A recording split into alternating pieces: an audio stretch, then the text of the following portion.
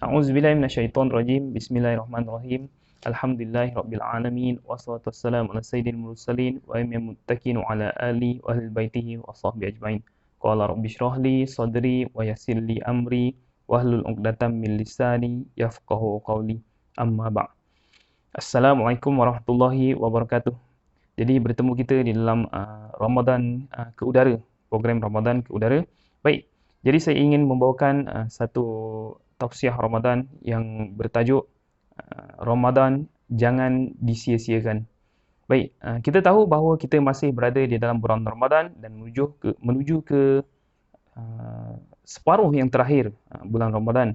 Baik, dalam kita berada dalam bulan Ramadan, dalam membawakan tajuk tentang jangan sia-siakan Ramadan, jadi apalah kiranya kita merenung kembali, mengulang kembali tentang keutamaan-keutamaan Ramadan yang telah ditawarkan oleh Allah SWT kepada hamba-Nya di dalam bulan ini.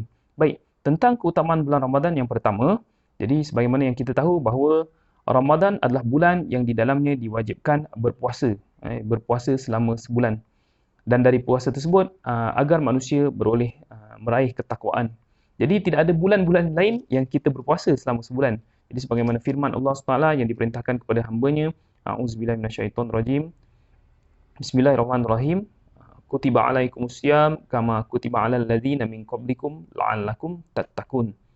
Telah diwajibkan, kutiba alaikumusiyam, telah diwajibkan ke atas kamu berpuasa di dalam bulan Ramadan. Kutiba alaikumusiyam, diwajibkan berpuasa, yakni di dalam bulan Ramadan.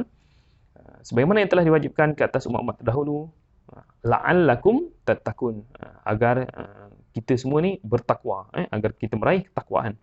Dan tentang ketakwaan, saya ingin tegaskanlah secara ringkas bahawa apabila disebut tentang takwa, maka kita seharusnya jelas takwa adalah kesedaran kita berkaitan dengan balasan di akhirat kelak. Dan ini banyak dihuraikan, dibahas oleh para ulama berkaitan dengan sikap para sahabat apabila mereka berbicara tentang takwa, maka mereka sedar bahawa kelak di akhirat akan ada balasan terhadap amalan mereka di dunia, amalan dunia, ada balasannya di akhirat kelak. Baik, seterusnya keutamaan Ramadan yang kedua. Jadi sebagaimana yang pertama, diwajibkan kita berpuasa sebulan penuh, dan yang kedua iaitu di mana keistimewaan Ramadan adalah diturunkannya Al-Quran, bulan diturunkan Al-Quran. Jadi sebagaimana biasa kita dengar iaitu nuzul Al-Quran. Jadi ini berkaitan dengan surah Al-Baqarah, dinyatakan dalam surah Al-Baqarah ayat 185 yang berbunyi Syahrul Ramadan allazi unzila fihi al-Quran. Syahrul Ramadan, bulan Ramadan yang allazi yang unzila fihi al-Quran, yang diturunkan oleh yang Allah turunkan, yang diturunkan di dalamnya Al-Quran. Hudal linnas, sebagai petunjuk kepada manusia, wa bayyinat, dan sebagai penerang, penjelas keterangan-keterangan, minal huda, terhadap petunjuk, wal furqan, dan dia juga adalah sebagai pembeza antara yang benar dan yang salah. Bagi itu, jadi bila kita jelas, seharusnya kita jelaslah berkaitan dengan turunnya Al-Quran adalah sebagai panduan hidup kita di dunia menuju akhirat. Sebagaimana tadi takwa, kita sedar adanya balasan di akhirat, maka seharusnya kita menjadikan Al-Quran sebagai panduan kehidupan di dunia dan di akhirat. Itu spesialnya Ramadan. Baik, apakah spesialnya Ramadan yang ketiga? Iaitu keutamaan Ramadan yang ketiga, bulan pengampunan dosa. Sebagaimana sabda Rasul SAW yang berbunyi, Man shoma Ramadana imanan. Siapa yang berpuasa pada bulan Ramadan, imanan, dengan penuh keimanan, wahtisaban, dan mengharapkan pahala, ghufira lahu, diampunkanlah untuknya ma taqaddama min zambi, ma taqaddama, dosa-dosa yang telah lalu. Taqaddam, dosa yang telah lalu. Hadis ini diriwayatkan oleh Imam Bukhari dan Muslim. Baik, hadis ini biasa dibacakan kepada kita ketika tazkirah Ramadan, dan seharusnya kita ingat, kita jelas, kita pegang baik-baik bahawa bulan inilah peluang pengampunan dosa. Bukan bulan-bulan lain tidak ada diampunkan dosa. Jadi tapi betapa spesialnya bulan Ramadan, kerana spesialnya maka dijelaskan bahawa bulan inilah penuh pengampunan, penuh pengampunan segala dosa, dan seharusnya kita tidak sia-siakannya. Okey, baik. Seterusnya kita pergi ke keutamaan Ramadan yang keempat. Dijelaskan bahawa Ramadan adalah bulan pembebasan dari api neraka. Nabi SAW bersabda yang berbunyi, walillahi utqa'u minnar, dan bagi Allah lah, milik Allah lah, orang-orang yang akan dibebaskan dari minnar, dari api neraka. Wazalika, dan itu berlaku kullu lailatin, setiap malam. setiap malam. Hadis riwayat Tirmizi dan Ibnu Majah yang bermaksud bahawa Allah memang nak bebaskan sebenarnya. Nak bebaskan kita, dan tindakan kita bagaimana kita membebaskan diri kita daripada api neraka. Baik, apakah keistimewaan Ramadan yang kelima? InsyaAllah kita teruskan, iaitu bulan kemurahan hati. Bulan kemurahan hati yang dimaksudkan macam mana? Di bulan Ramadan inilah ramainya orang bersedekah. Dan kerana apa? Kerana kita tahu bahawa ganjaran di bulan Ramadan itu berlipat kali ganda. Maka ini dicontohkan oleh Rasulullah SAW di dalam sebuah hadis yang dinyatakan, kana Rasulullah sallallahu alaihi wasallam, sesungguhnya Rasul sallallahu alaihi wasallam ujidan nas, maknanya yang paling pemurah, manusia yang paling pemurah. Wa kana ajudan nas wa kana ajudu ma yakunu fi Ramadan. Sesungguhnya Rasul SAW adalah orang yang paling pemurah, dan beliau lebih pemurah lagi ma yakunu fi Ramadan, di dalam bulan Ramadan. Rasulullah SAW memang pemurah dan lebih pemurah di dalam bulan Ramadan. Dan kita mencontohilah sikap Rasul SAW yang insya-Allah ada balasan yang baik. Balasan tentang mencontohi Rasul SAW itu insya-Allah ada, dan balasan tentang apa? Bersedekah di sedekah Ramadan ada. Jadi itu berkaitan dengan bulan kemurahan hati. Hadis ini diriwayatkan oleh Imam Bukhari dan Muslim. Baik, kita juga jelas tentang ada hadis yang menekankan lagi bahawa sebaik-baik sedekah adalah sedekah Ramadan. Dan dalam Ramadan juga diwajibkan sedekah yang wajib, iaitu sedekah yang wajib itu apa dia? Zakat. Okey. Baik, seterusnya kita pergi ke yang ke-6, minta maaf, yang ke-6. Baik, keistimewaan Ramadan yang ke-6 iaitu di dalamnya pintu-pintu syurga dibuka, pintu-pintu neraka ditutup, dan syaitan-syaitan dibelenggu. Jadi ini sebagaimana Rasulullah SAW bersabda yang berbunyi, iza ja'a Ramadan, apabila datangnya Ramadan, bulan Ramadan, futhat abwabul jannah. Jadi dibukakannya pintu-pintu syurga. Wa ghulafat abwabun nar. Ditutupnya pintu-pintu neraka.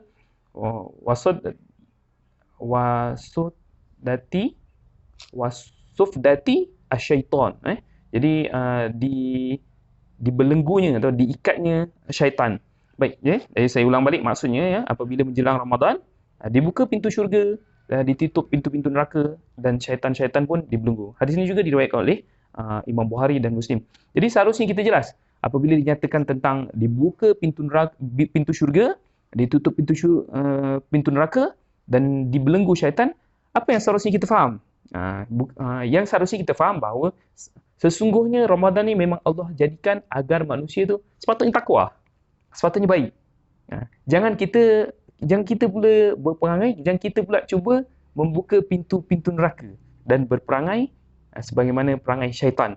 Okey, baik. Tentang siapakah syaitan yang dibelenggu, itu mungkin ada penjelasan yang lain lah. Cuma nak ditekankan di sini dalam peluang beberapa minit ni, saya nak tekankan bahawa sepatutnya kita kena mengambil peluang. Bahawa nak tunjukkan bahawa Ramadan ni, baik je lah. Jadi kita ambil peluang bahawa ya Allah dah jelaskan pintu syurga dibuka. Sepatutnya kita mengambil peluang.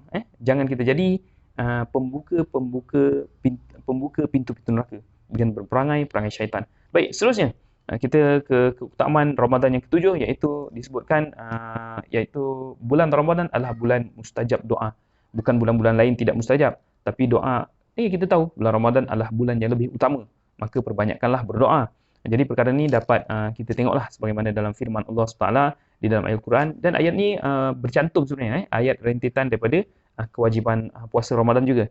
Jadi boleh rujuk ayat surah Al-Baqarah ayat 186 yang berbunyi, wa iza sa'alaka ibadi anni fa inni qarib. Dan apabila hamba-hambaku bertanya, sa'alaka ibadi anni tentangku, fa inni qarib, maka sesungguhnya aku ni hampir dekat. Aku ni dekat.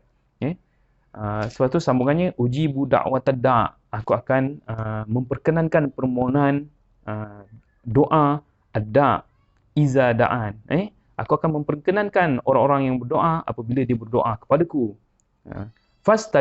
Fastajibuli, maka hendaklah mereka menyahut seruanku, menyahutkan perintah-perintah Allah, bi la'allahum yarshudun, semoga supaya mereka menjadi orang yang baik, yang betul, baik dan betul, serta betul.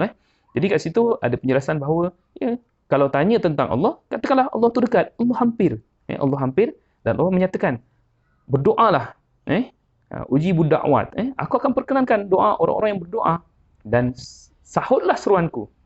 Seruan tentang berpuasa dan segala perintah-perintah Allah. Allah cakap, sahut seruanku dan Allah, ya, insya-Allah Allah akan perkenankan doa-doa kita.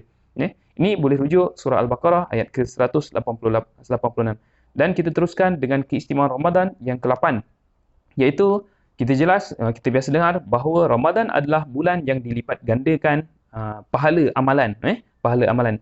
Dalam sebuah riwayat ada yang menyebutkan bahawa pahala kebaikan adalah dilipat gandakan, amalan-amalan wajib digandakan kepada 70 kali ganda berbanding bulan yang lain. Dan amalan-amalan sunat bulan Ramadan akan digandakan umpama amalan fardu di dalam bulan yang lain. Kita bayangkan, fardu, Allah bagi tahu amalan-amalan yang difardukan, yang wajib di dalam bulan Ramadan, Allah akan lipat gandakan 70 kali ganda kepada kita pahalanya. Kita ambil contoh. Pagi-pagi lepas sahur, kita diwajibkan masuk waktu subuh, kita diwajibkan solat subuh 2 rakaat. Bayangkan, pernah tak kita solat subuh 70 kali? Kita tak pernah. 70 kali. Perumpamaan ni macam itulah. Nak mudah faham, Allah nak bagi pahala lah. Senang cerita, Allah nak bagilah. Padahal benda wajib tu. Memang kita wajib buat. Tapi Allah nak bagi. Allah nak bagi pun. Jadi betapa ruginya kalau kita meninggalkannya. Kita meninggalkan yang wajib, yang fardu. Okay, baik. Seterusnya. Yang terakhir, yang ke-9, sebenarnya banyak lagi. Cuma yang saya kongsikan di sini iaitu ke-9, 9 saja. Yang ke-9 iaitu kita tahu bahawa antara malam-malam yang agung adalah malam Al-Qadr, dan malam Al-Qadr tu Lailatul Qadr berada di dalam bulan Ramadan. Itulah keistimewaan Ramadan yang disebutkan sebagaimana adanya surah Al-Qadr, Syahrum khairum min alfi syahr, lebih baik daripada 1000 bulan. Dan ini juga dinyatakan perkara tersebut dinyatakan di dalam surah Al-Qadr, dan perkara ini juga ditegaskan oleh Rasulullah SAW di dalam sabdanya, inna hadza syahra qad hadrakum, sesungguhnya bulan ni, bulan Ramadan telah hadir kepada kamu, wa fihi laila, di dalamnya ada laila, satu malam, khairu min alfi syahr, lebih baik min alfun, lebih baik daripada 1000 asyrun, 1000 bulan. Man hurimaha, barang siapa yang terhalang daripada malam tersebut, faqad hurima khaira kullu, sesungguhnya dia terhalang dari kebaikan secara keseluruhan. Seterusnya dia akhiri ini, wala yuhramu khairaha illa mahrum. Rasulullah tegaskan, tidaklah terhalang dari kebaikan kecuali orang yang rugi. Jadi sepatutnya bila dah disediakan tentang malam Al-Qadr, dah ditegaskan tentang motivasikan, Rasul motivasikan daripada ayat Quran juga berkaitan dengan lebih baik daripada 1000 bulan, dan sepatutnya kita berusaha. Jadi Rasul pun bagi tahu, sesungguhnya ada orang yang siapa yang memang dah tak nak, dia rugi. Rugi. Siapa yang mengabaikannya, dia rugi. Dan saya tegaskan, kita masih berada di dalam bulan Ramadan, jangan sampai kita terlepas daripada keutamaan tersebut.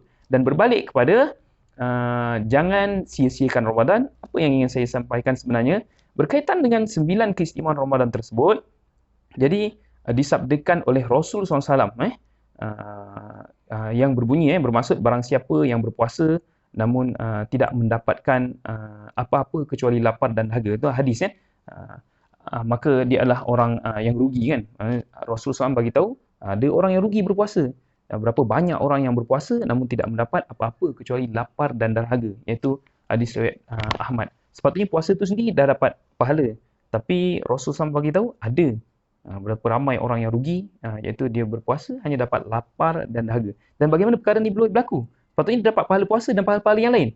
Itu adalah persoalan yang sepatutnya kita jangan jadi sia-sia. Sekejap lagi saya akan jelaskan. Baik, Rasul SAW bersabda juga, ini penjelasan, antara penjelasan terhadap hadis-hadis, ada hadis-hadis yang lain sebagai penjelas kepada puasa yang sia-sia, hanya lapar dan dahaga.